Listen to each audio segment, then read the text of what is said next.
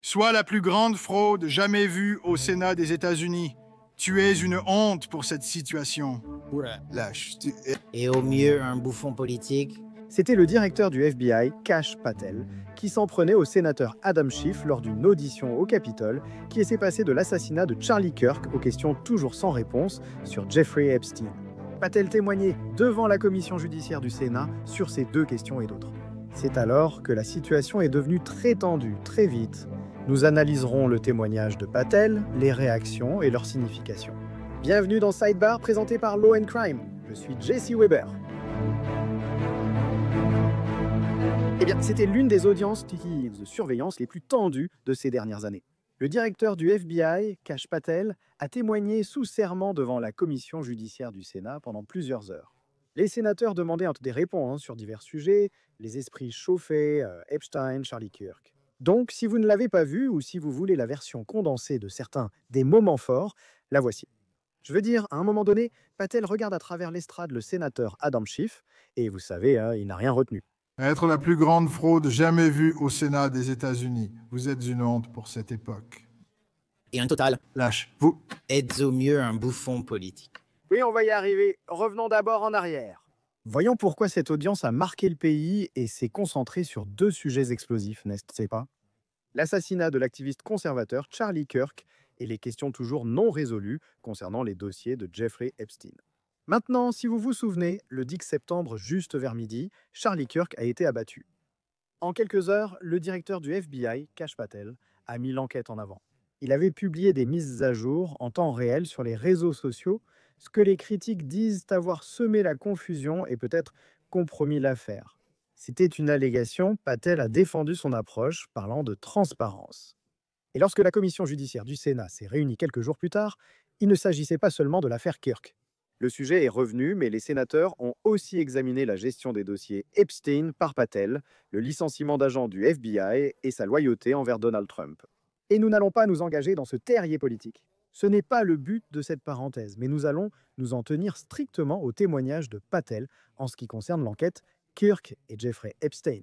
Maintenant, pour vous aider à comprendre à quel point c'est étendu, commençons en fait par le président du comité, Dick Durbin. En tant que principal démocrate du comité, il a rapidement donné le ton dans sa déclaration d'ouverture.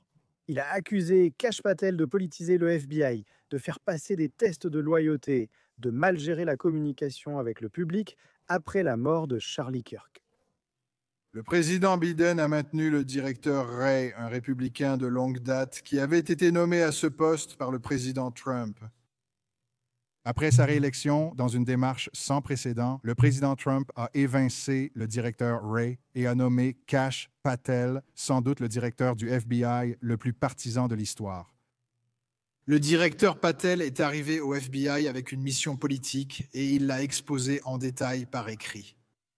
Il écrit dans Government Gangsters, « La corruption au sein du FBI est non seulement scandaleuse, mais aussi une menace pour notre gouvernement républicain. » Fin de citation. Et avec le pouvoir de sa fonction et la bénédiction du président, il s'est attaqué au FBI avec une grande détermination. Durbin est allé plus loin, avertissant les sénateurs contre l'instrumentalisation de la violence politique, en citant les assassinats de Charlie Kirk et de la députée du Minnesota, Melissa Hortman, tuée avec son mari à leur domicile plus tôt cette année. Le FBI et le peuple américain méritent un directeur capable et intègre pour rendre au bureau sa place d'agence d'application de la loi la plus prestigieuse. Nous tous, dans la vie publique, des deux côtés de l'échiquier politique, avons la responsabilité de faire baisser la tension et de travailler à unir le peuple américain. Soyons clairs, les républicains ne sont pas des nazis et les démocrates ne sont pas maléfiques, comme l'a affirmé M. Patel. Les démocrates ne sont pas responsables du meurtre de Charlie Kirk et les républicains n'étaient pas responsables du meurtre de Melissa Hartman. Nos adversaires politiques ne sont pas nos ennemis. Nous sommes tous américains et devons collaborer pour garantir la sécurité et protéger les droits constitutionnels du peuple. Maintenant, vous pensez peut-être qu'en regardant Sidebar, vous avez tout vu, n'est-ce pas? Détrompez-vous. 50 façons d'attraper un tueur retracent des affaires réelles où les détectives ont adapté leur méthode pour arrêter des tueurs de sang-froid. Animé par 50 Cents, ce n'est pas votre émission criminelle habituelle. C'est une aventure riche en rebondissements où les enquêteurs hors normes prennent des risques pour résoudre l'affaire. Des mises en scène inoubliables aux révélations choquantes, chaque épisode prouve que lorsque les meurtriers pensent avoir échappé à la justice. Ne vous trompez pas, regardez 50 façons d'attraper un tueur avec 50 cents uniquement sur Fox Nation. Puis ce fut au tour de Patel qui a commencé par défendre la façon dont le FBI a géré l'enquête sur Kirk, guidant les sénateurs pas à travers cette chronologie. Charlie Kirk a été abattu à 12h23 de l'après-midi, le 10 septembre au Madison. Cette chronologie est cruciale. Moins de 24 heures plus tard, le FBI, sous ma direction, a publié la première série d'images du suspect que nous avions obtenues grâce à notre analyse sur le terrain. Plus tard dans la soirée, alors que nous menions des entretiens approfondis et des analyses de téléphones portables et que nous faisions également venir des équipes d'intervention et de sauvetage d'otages, ainsi que des techniciens de preuve qui collectaient des éléments en temps réel et les renvoyaient à Washington, District de Columbia, dans nos laboratoires pour des analyses immédiates, nous avons pu extraire des vidéos du flux du campus. À 20 heures, sous ma direction et en partenariat avec le public, nous avons publié une nouvelle pour traduire ce fugitif en justice. Vidéo inédite du suspect. Nous avons également publié de nouvelles photos améliorées du suspect.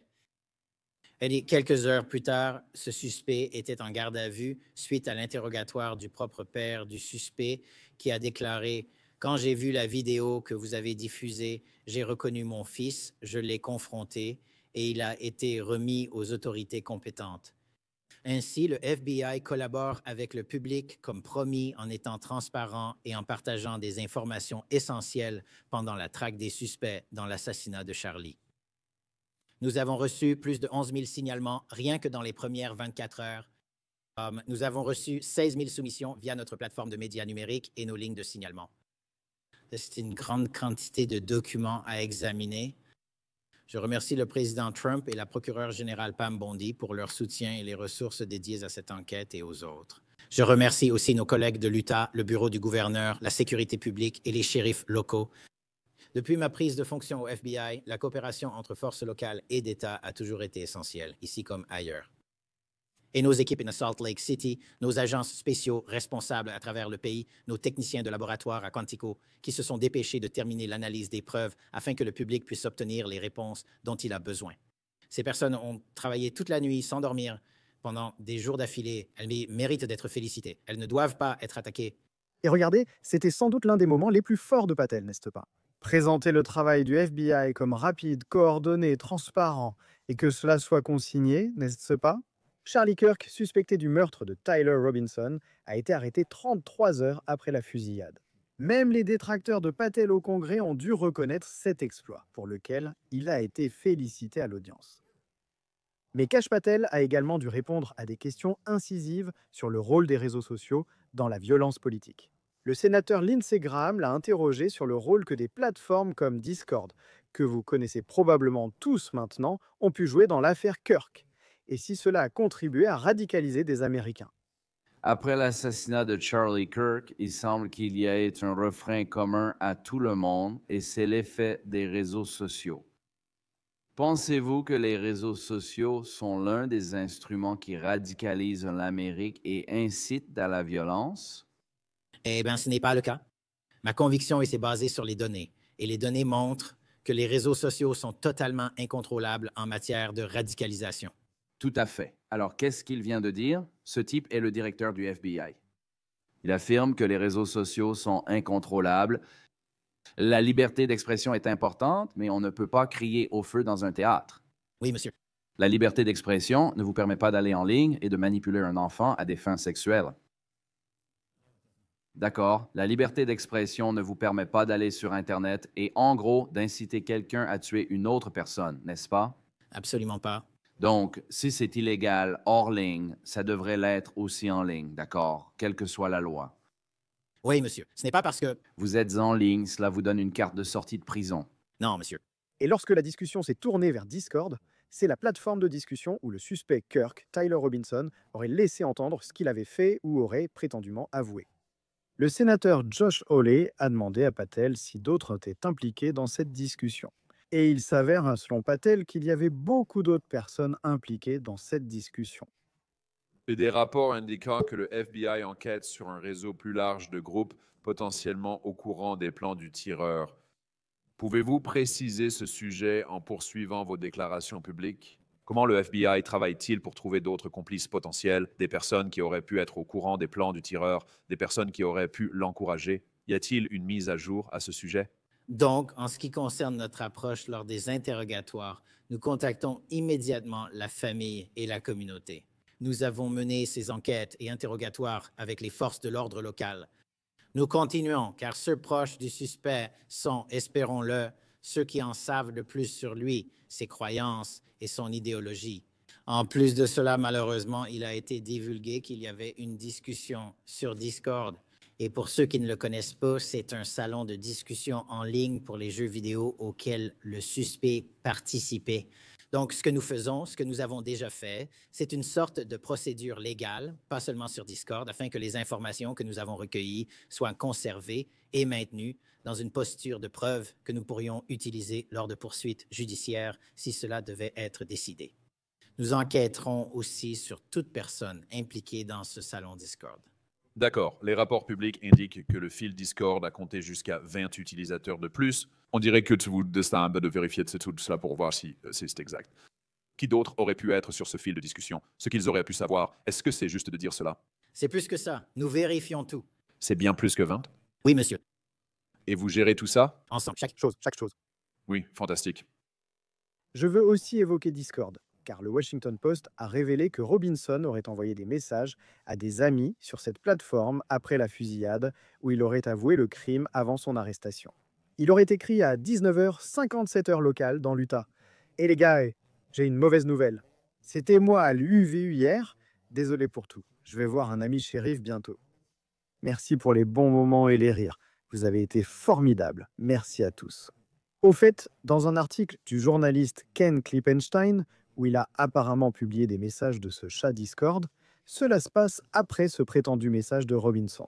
Un utilisateur aurait écrit « Si vous n'avez pas vu les infos, le message de Tyler ci-dessus, est vrai. » Il a été placé en garde à vue plus tôt aujourd'hui pour la fusillade visant Charlie Kirk. Maintenant, il n'est pas tout à fait clair si des poursuites pénales seront engagées contre quelqu'un dans cette discussion ou s'il y a même une responsabilité pénale. Des questions sur la contribution, l'aide ou la complicité seront, espérons-le, examinées, mais je voulais simplement le signaler. Maintenant, même avec l'arrestation rapide dans cette affaire, Patel n'a pas pu échapper à une grande controverse. C'est que, seulement quelques heures après le début de cette enquête, il s'est rendu sur les réseaux sociaux pour annoncer qu'un suspect était en garde à vue. Le problème, c'est que cette personne n'était pas le tireur. Et l'annonce a dû être, je ne sais pas si on peut dire rétractée, mais en gros, il y avait un suspect en garde à vue. Il a été interrogé. Ils ont été relâchés, ce qui a sûrement causé beaucoup de confusion. Les sénateurs s'en sont immédiatement saisis. Directeur Patel. À un moment donné, vous avez annoncé que le suspect était en garde à vue. Nous avons attrapé notre homme. Il s'est avéré que ce n'était pas vrai. En fait, je crois que c'était environ 27 heures avant l'arrestation de la personne actuellement en garde à vue. Pourquoi avez-vous fait cette déclaration? Merci, monsieur le sénateur, de me permettre d'aborder ce sujet. Le FBI ne se limite pas à localiser les suspects, nous participons aussi à leur élimination. Et à ce moment-là, nous avions un individu en garde à vue dans le cadre de cette enquête. Dans mon engagement à collaborer avec le public pour identifier des individus et suspects, j'ai partagé cette information. Et ensuite, lorsque nous l'avons interrogé, j'ai communiqué les résultats de cet entretien. Et aurais-je pu être plus prudent dans mon choix de mots et inclure un individu au lieu de simplement individu? Bien sûr, dans l'action, mais je faisais de mon mieux. Franchise, je ne comprends pas vraiment cela, parce que si nous avons notre homme, cela laisserait entendre au public que tout le monde peut se détendre et ne plus continuer à fournir d'informations aux forces de l'ordre locales et à vous. Donc, c'était une erreur. Je ne vois pas cela comme une erreur, mais comme une collaboration avec le public pour identifier un individu. Si vous publiez une déclaration disant que vous avez attrapé votre homme et qu'en fait, il s'avère que vous ne l'aviez pas, ce n'est pas une erreur, mais... Ce n'est pas ce que j'ai dit. Eh bien, je vais continuer. C'est ce que je comprends. D'accord. Maintenant, si l'assassinat de Kirk a dominé la première moitié de l'audience, la seconde moitié a été absorbée par un scandale non résolu. Vous savez de quoi je parle. C'est une affaire qui continue de fasciner et d'indigner le public, Jeffrey Epstein, que nous avons largement couverte ici dans la rubrique. Les questions à Patel ne portaient pas sur la rapidité du FBI à retrouver un tireur. Elles portaient sur ce que le FBI sait et ce qu'il pourrait encore détenir ou cacher à propos du réseau d'Epstein, de son soi-disant carnet noir, de son associé de longue date, Ghislaine Maxwell.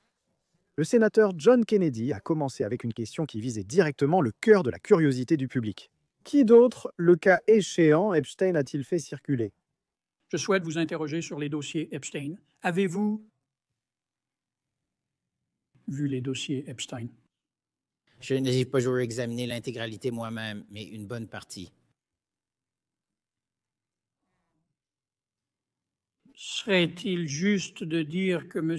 Epstein faisait du trafic de jeunes femmes, y compris dans certains cas des mineurs, à des fins sexuelles pour lui-même? C'était précisément les accusations portées dans l'acte d'accusation de 2018 dans le district sud de New York. À qui d'autre a-t-il trafiqué ces jeunes femmes? Vous avez vu la plupart des dossiers.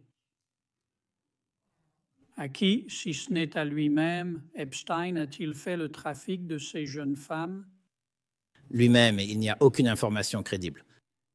Aucune, mais s'il y en avait, j'aurais déjà engagé des poursuites hier pour trafic vers d'autres individus. Et les informations dont nous disposons, encore une fois, sont limitées. Donc la réponse est personne.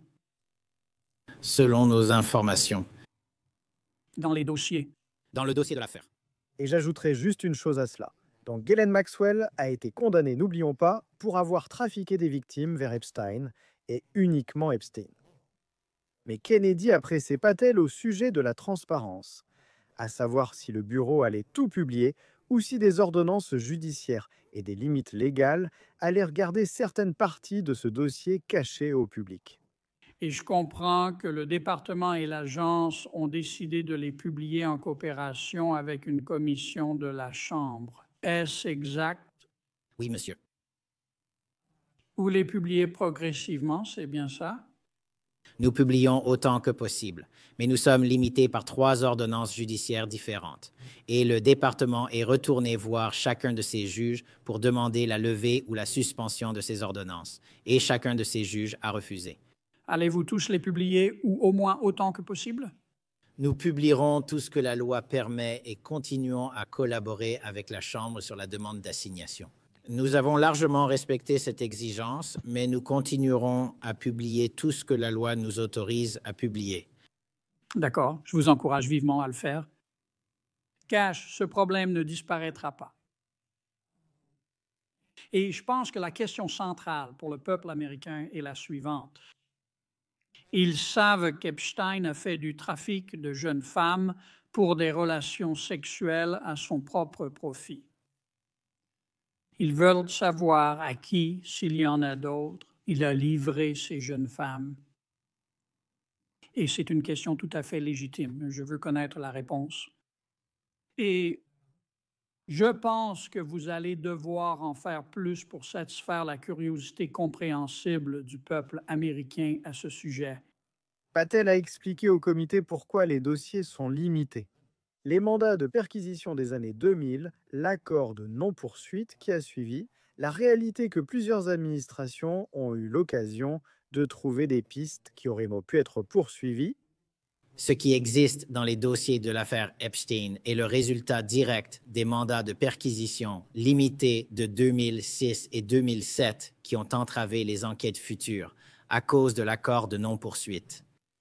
Et plusieurs administrations ont eu l'occasion d'examiner l'intégralité de ce dossier et de recommander des poursuites contre toute personne ayant été victime de trafic sous M. Epstein et toute personne ayant participé à ce trafic. Et la seule personne à avoir porté des accusations était l'administration précédente contre M. Epstein. Maintenant, je ne dis pas que d'autres n'ont pas été victimes de trafic ou que d'autres n'étaient pas impliqués. Je vous dis qu'en nous basant sur nos informations actuelles, nous avons constamment invité le public à nous en fournir davantage. S'il y en a, nous l'examinerons. Mais nous avons déjà publié toutes les informations crédibles. Le département de la justice et le FBI ne publient jamais d'informations sur des enquêtes jugées non crédibles.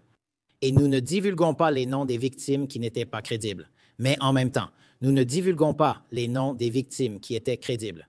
Ces informations relèvent de la loi. Celles que nous publions sont historiques. Et c'est aussi dans la limite maximale que la loi autorise. Après que Kennedy a exposé le cadre légal, ce que nous avons et ce que nous pouvons divulguer, le comité s'est passé aux questions plus explosives. Le sénateur Adam Schiff a pris la parole et il s'est attaqué au soi-disant livre noir et à la question de savoir si le FBI avait effectivement retenu des preuves pouvant impliquer d'autres personnes. En 2024, Glenn Beck vous a posé une question à propos du livre noir d'Epstein.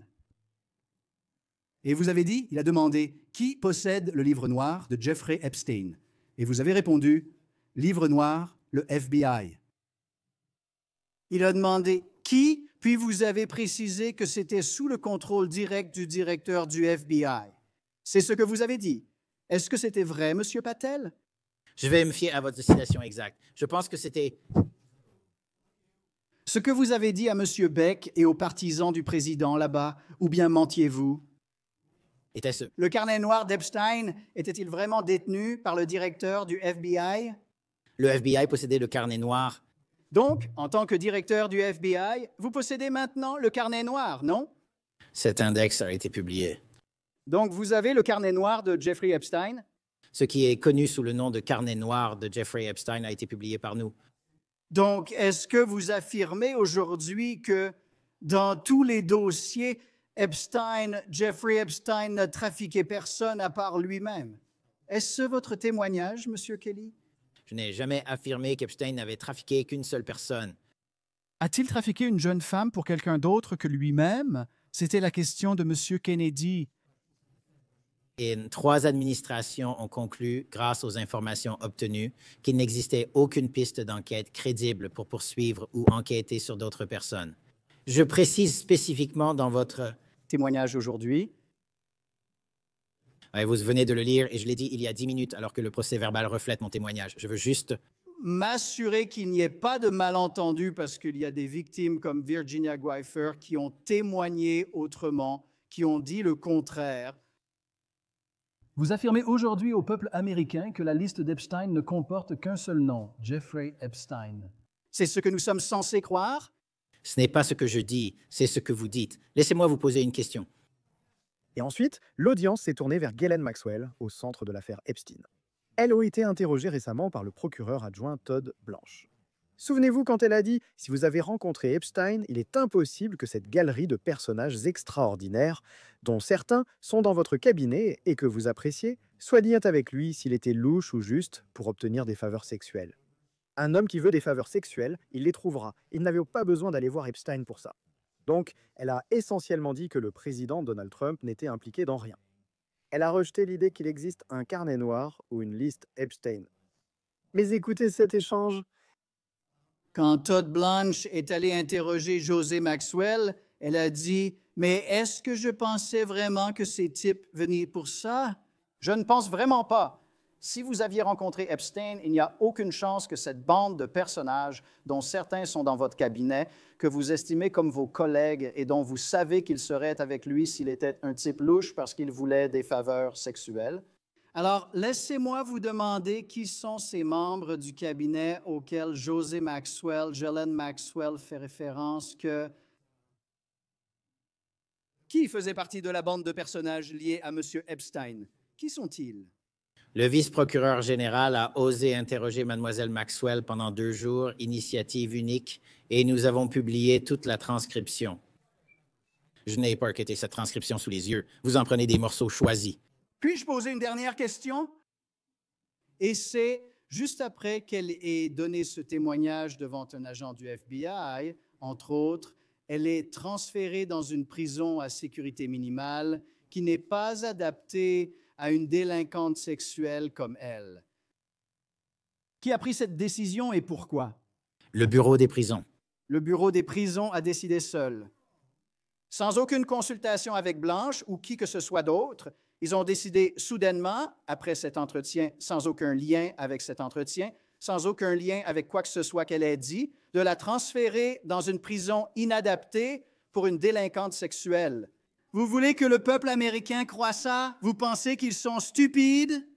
Non, je pense que le peuple américain sait que je ne suis pas impliqué dans les déplacements quotidiens des détenus.